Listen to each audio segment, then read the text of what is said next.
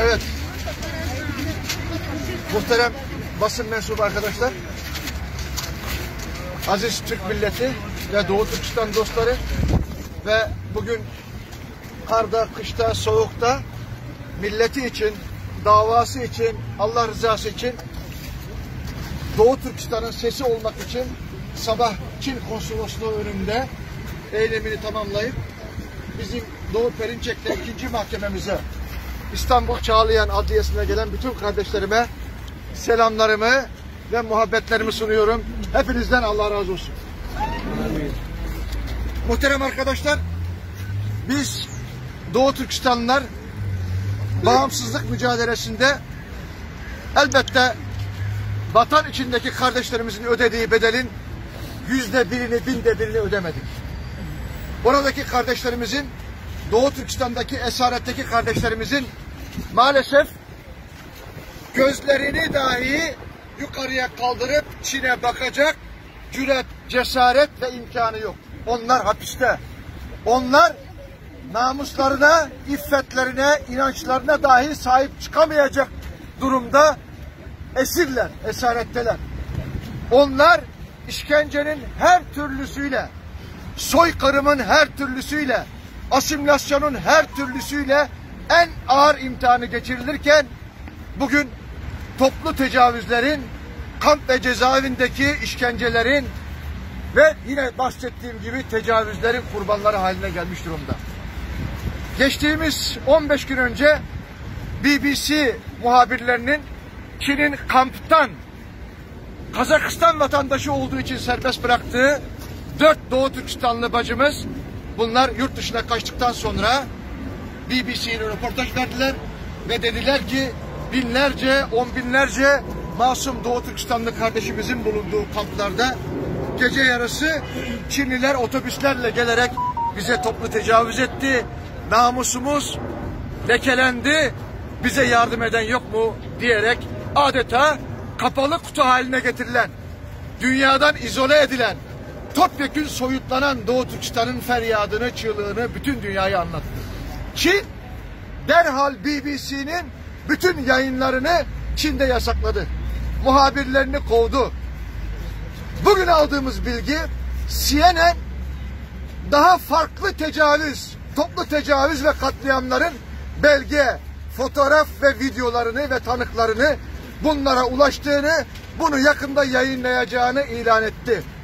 Demek ki Doğu Türkistan'da artık soykırım toplu tecavüzlerle birlikte insanlık tarihinin görmediği bir zulme dönüşmüş durumda.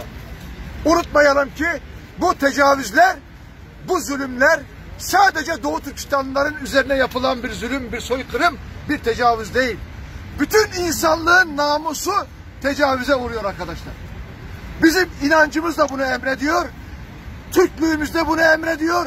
İnsanlık vicdanımız da bunu emrediyor.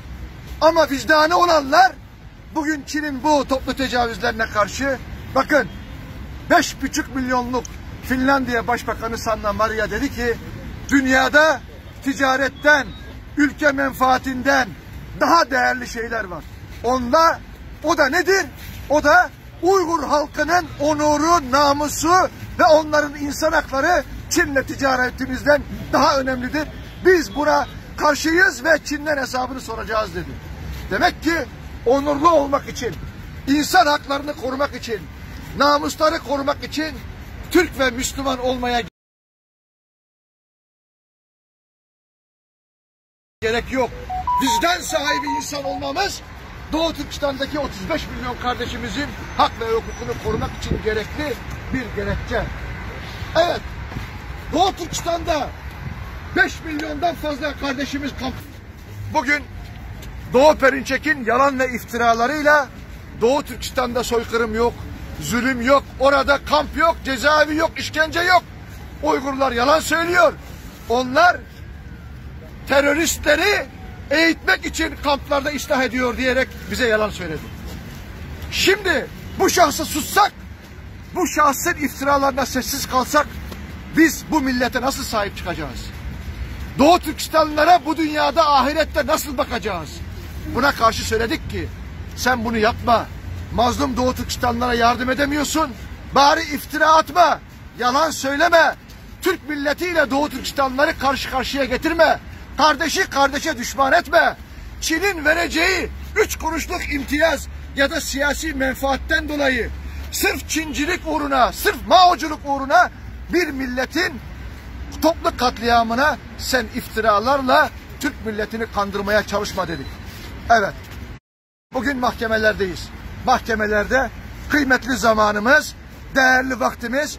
Biz Çin'le mi mücadele edeceğiz? Yoksa bize, milletimize iftira atan adamlarla mahkemede hesaplaşarak mı vakit kaybedeceğiz? Her ikisini yapacağız. Hem Çin'le hesaplaşacağız, hem Çin'in yanında durup bize iftira atanların da hesabını soracağız.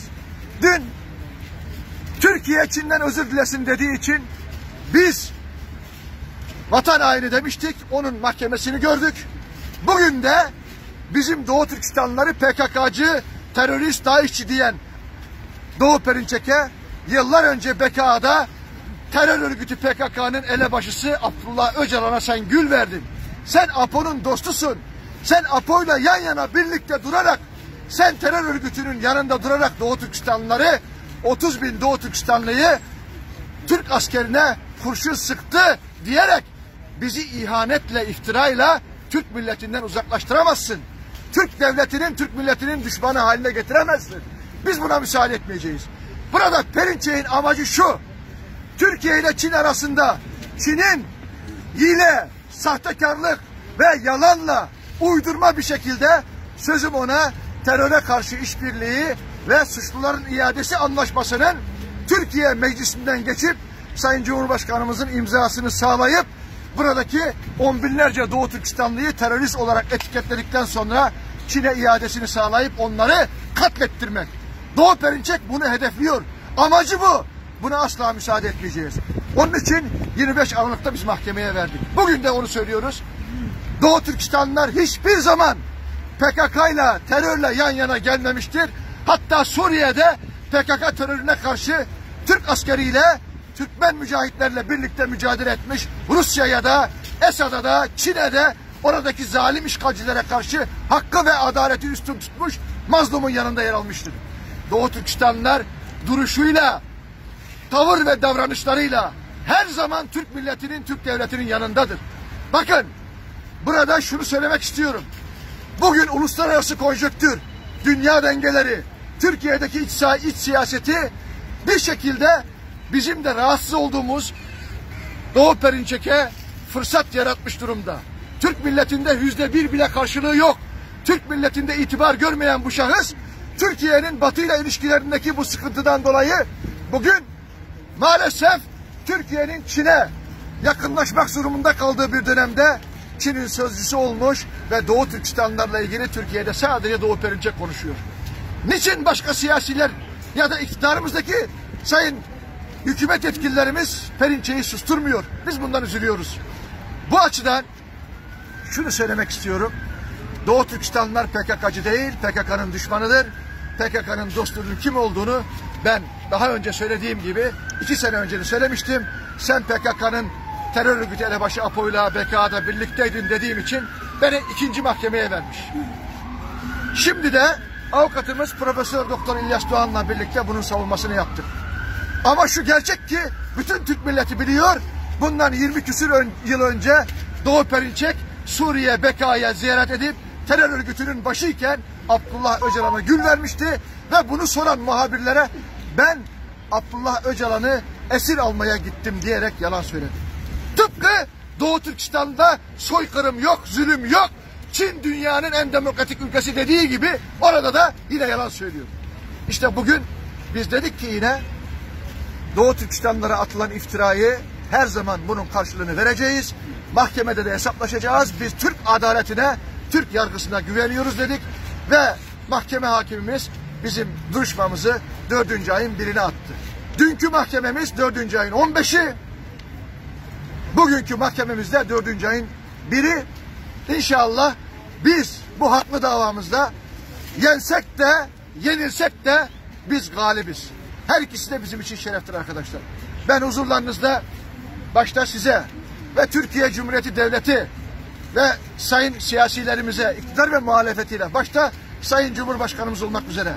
Ben inanıyorum ki Sayın Cumhurbaşkanımız da en az bizim kadar yüreği yaralıdır.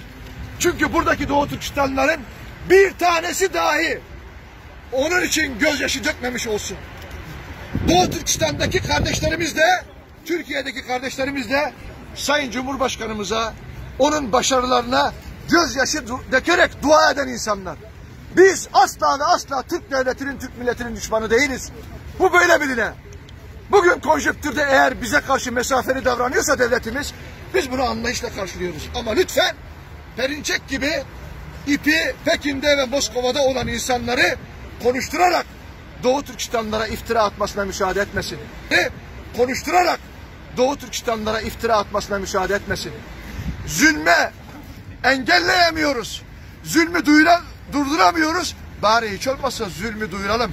TRT ekranları, Türkiye'deki televizyonlar, bütün dünyanın soykırım olarak ilan ettiği Doğu Türkistan'daki bu mağduriyeti, mazlumiyeti niçin vermiyor? Sayın Cumhurbaşkanım, siz mazlumun sesisiniz. Zulme karşı herkes sussa ben susmam diyen Sayın Cumhurbaşkanım.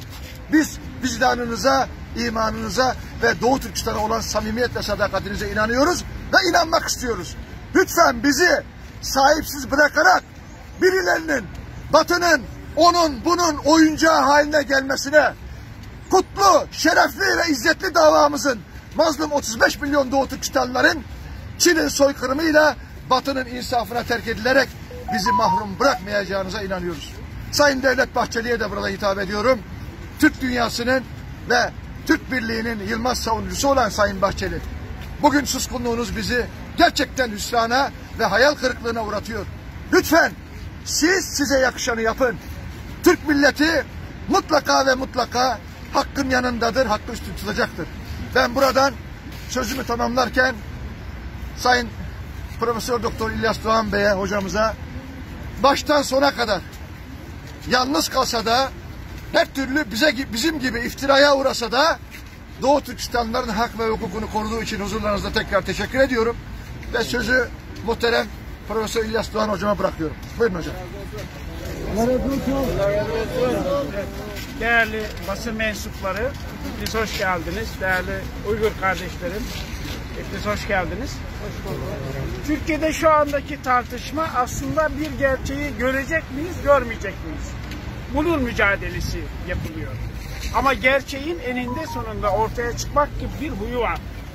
Dolayısıyla son olarak CNN'de yayınlanan röportajlarda gerçeğin ne olduğu konusunda açıkça akıl ve izan sahibi, vicdan sahibi herkesin nasıl yorumlaması gerektiğini ortaya koymuştur.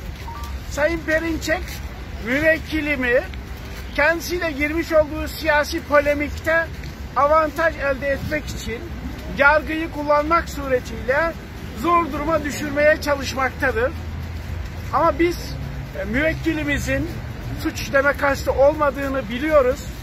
Siyasi polemikler hiçbir zaman suçlama nedeni olmamıştır. Eğer öyle olsaydı şu andaki parlamentodaki siyasetçilerin hepsinin yargılanması gerekirdi. Bu nedenle yapılan yargılama aslında bir nevi neden soykırımı görmek için ısrar ediyorsun, neden soykırımı Türkiye'ye duyurmaya çalışıyorsun şeklindeki suçlamanın kamufle biçimidir. Biz buradan adaletin gerçekleşeceğine, müvekkilimizin ceza almadan yargılamanın sonuçlanacağına inanıyoruz. Ama şunu da ifade etmek istiyorum ki öncelikle yapılan tezvirat, yapılan karalama, her ne kadar bazı kanalları kiralamış olsalar da biz sırf Amerika'ya kızgınlığı olan ideolojik bir takım gerekçelerle oradaki 35 milyon insanın yok edilişini elimizi ovuşturarak hiçbir şey yapmadan seyretmek niyetinde değiliz. Tek bir kişi bile kalsak orada işlenen insanlığa karşı suçları, soykırım suçlarını ifşa etmeye devam edeceğiz. Sayın Seyit Tümtürk de Uygurların güvendiği bir lider olarak bunu yapmaya çalışmıştır. İfade özgürlüğünü kullanmıştır. Görüşlerini kamuoyuyla paylaşmıştır. Sayın Perinçek'le ilgili herkesin bildiği gerçekleri sadece tekrar etmiştir. Onun APO ile görüştüğünü, karşılıklı çiçek vermeler, almalar içerisine girdiğini, onun Bağcı bir partinin lideri olduğunu, bütün bunları zaten bütün Türkiye biliyor. Dolayısıyla müvekkilim ondan dolayı yargılanıyor. Ben Türk adaletinin adil bir karar vereceğine inanıyorum. Hepinize çok teşekkür ediyorum. Peki. Muhterem cemaat, sınırlarım, hadilerim, kırındaşlarım,